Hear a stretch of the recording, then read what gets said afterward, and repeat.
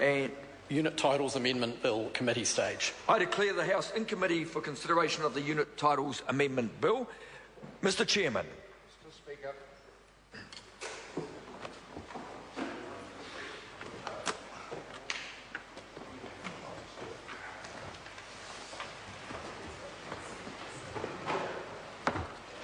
Members, the House and Committee on Unit Titles Amendment Bill, and we move.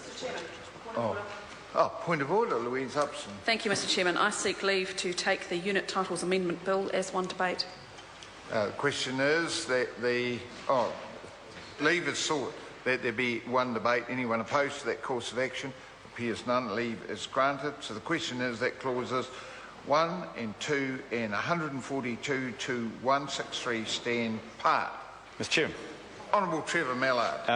Mr. Chairman, this is a bill which is split out from the Statutes Amendment Bill. It was taken out by the Select Committee on the basis that there was more in it than was appropriate for a Statutes Amendment Bill. Traditionally, Statutes Amendment has 1, 2 or 3 clauses of a substantive act that are amended. In this particular case, there are 21 clauses amendment, none of them that controversial, other than the fact that they drew attention to the very slow progress on a substantive reform of the unit titles legislation, which the government has been promising for the last 5 years.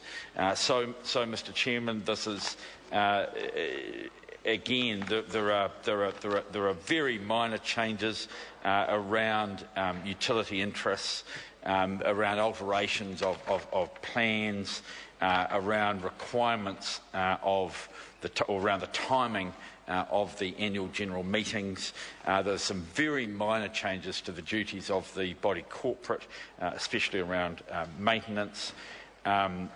There's some requirements about what has to be disclosed to buyers, all of which, any of which individually or as a group of 2 or 3 would have been fine for a Statutes Amendment Bill, but were, in the view of the committee, too substantive. Because we're not opposed to them, we are quite happy for them to go through on this relatively fast-track arrangement, based on the assurance that we received from the committee. And it's going to be interesting that later this year, we were going to get a substantive amendment bill on the unit titles question to the House. Honourable Ruth Dyson. I hope I didn't push in front of the Minister. He's welcome.